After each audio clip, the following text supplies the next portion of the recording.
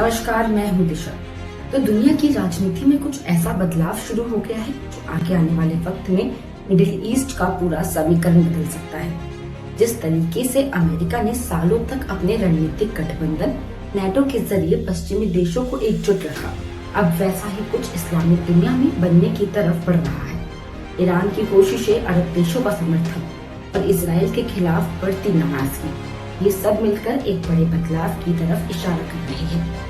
क्या आने वाले सालों में हम एक ऐसा इस्लामिक नाटो देखेंगे या ये गठबंधन अमेरिका और इसराइल की पकड़ को ढीला कर देगा?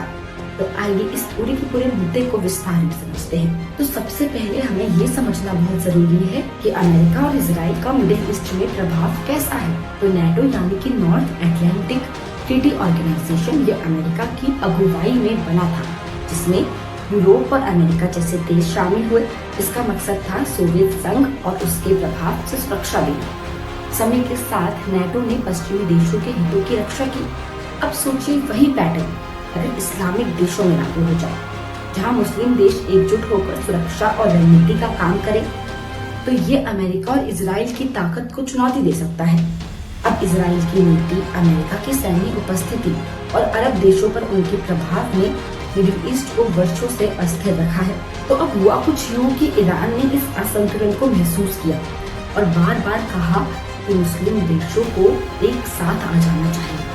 हाल के दिनों में कतर पर इसराइल के हमले ने अरब देशों में बेचैनी और असंतोष और ज्यादा बढ़ा दिया है और बहुत से सवाल उठ रहे हैं, जैसे कि क्या अमेरिका भरोसे के काबिल है? क्या इसराइल भविष्य में और हमला करेगा? ऐसे में सुरक्षा को लेकर मुस्लिम देशों की साझा रणनीति की जरूरत महसूस की जा रही है। ईरान के सर्वोच्च नेता आयतुल्ला अली खामेनी सालों से कह रहे हैं कि मुस्लिम देशों को अमेरिका और इसराइल की राजनीति से दूर रहना चाहिए। उनका कहना है कि अगर एक साझा सैन्य गठबंधन बने तो मुस्लिम देशों को बाहरी हमलों से सुरक्षा मिलेगी।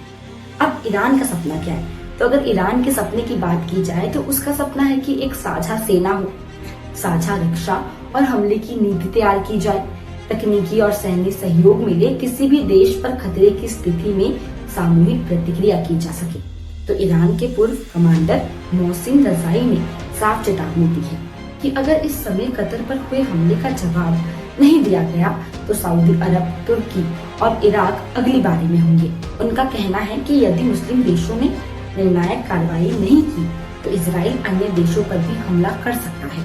इसी तरह ईरान के सीनियर क्लेरिक जनरल रजावी मेहर ने कहा कि एक सिंगल इस्लामिक आर्मी होनी चाहिए जो साझा सिद्धांतों पर आधारित हो। यानी कि अगर बात की जाए साझा रक्षा, साझा रणनीति और साझा संसाधन की, ये सिर्फ राजनीतिक गठबंधन नहीं होगा बल्कि सुरक्षा का एक ठोस ढांचा होगा। हालांकि पहले अरब देश ईरान की बात को उतनी गंभीरता से नहीं लेते थे, लेकिन कतर पर हमले के बाद स्थिति बदल गई। बैठक में शामिल देशों ने स्वीकार किया कि इसराइल क्षेत्र में अस्थिरता फैलाने वाला मुख्य कारण बन गया है।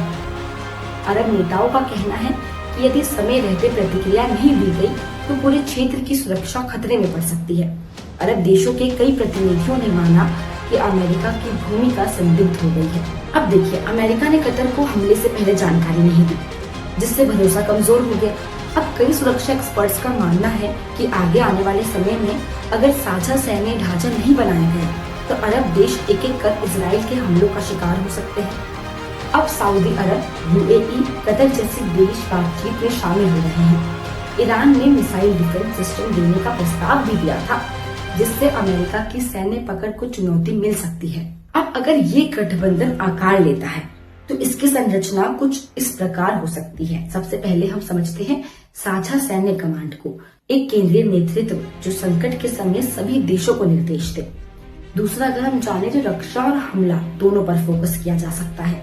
सबसे पहले सिर्फ आत्मरक्षा की बात नहीं करेंगे बल्कि जरूरत पड़ने पर आक्रामक कार्रवाई की रणनीति की बात की जा रही है। तीसरे की बात करें तो तकनीकी साझा करना, तो मिसाइल डिफेंस सिस्टम, ड्रोन, खुफिया जानकारी, इन सब के बारे में बात हो रही है। चौथे की बात की जाए तो धार्मिक सांस्कृतिक एकता, साझा विचारधारा जिससे सदस्य देशों में भरोसा बढ़े। पांचवा है आर्थिक सहयोग, जिसमें रक्षा बजट साझा करना और सैन्य उत्पादन में निवेश बढ़ाना हो। ये नेटो से प्रेरित होगा लेकिन उससे कहीं बड़ा और विविध होगा। ईरान चाहता है कि इसमें दक्षिण एशिया, अफ्रीका और पश्चिम एशिया के मुस्लिम देशों को शामिल किया जाए ताकि वैश्विक स्तर पर प्रभाव पड़े। हालांकि ये सपना आकर्षक लगता है, परंतु इसके सामने बहुत से खतरे और बहुत सी चेतावनियां हैं। सबसे पहले समझते हैं हम आंतरिक राजनीतिक मतभेद। तो मुस्लिम देशों में अलग अलग विचारधाराएं हैं। सभी देश एक ही रणनीति पर सहमत नहीं हो सकते। दूसरी की बात की जाए तो महाशक्ति की प्रतिक्रिया। अब अमेरिका, यूरोप, इजराइल जैसे देशों की प्रतिक्रिया तीखी हो सकती है। प्रतिबंध, सैन्य हस्तक्षेप, आर्थिक दबाव जैसे कदम उठ सकते हैं। तीसरी की बात की जाए तो साझा नेतृत्व का अभाव। तो कौन नेतृत्व करेगा? ईरान, सऊदी अरब या फिर कोई तीसरा देश इसका नेतृत्व करेगा? चौथे की बात की जाए तो धार्मिक और जातीय विभाजन, शिया सुन्नी विवाद, क्षेत्रीय प्रतिद्वंदिता जैसे मुद्दे गठबंधन को कमजोर कर सकते हैं। पांचवे में आता है वित्तीय संसाधनों की चुनौती।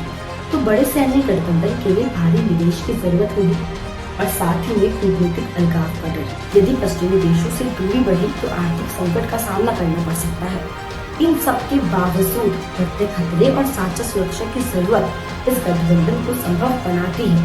अगर ये संगठन सच में बनता है तो इसका असर सिर्फ मिडिल ईस्ट तक सीमित नहीं रहेगा, बल्कि कुछ संभावित बदलाव भी हो सकते हैं। अब जैसे कि अमेरिका की पकड़ ढीली हो जाएगी, सैन्य और राजनीतिक रूप से अमेरिका का प्रभाव कम हो सकता है।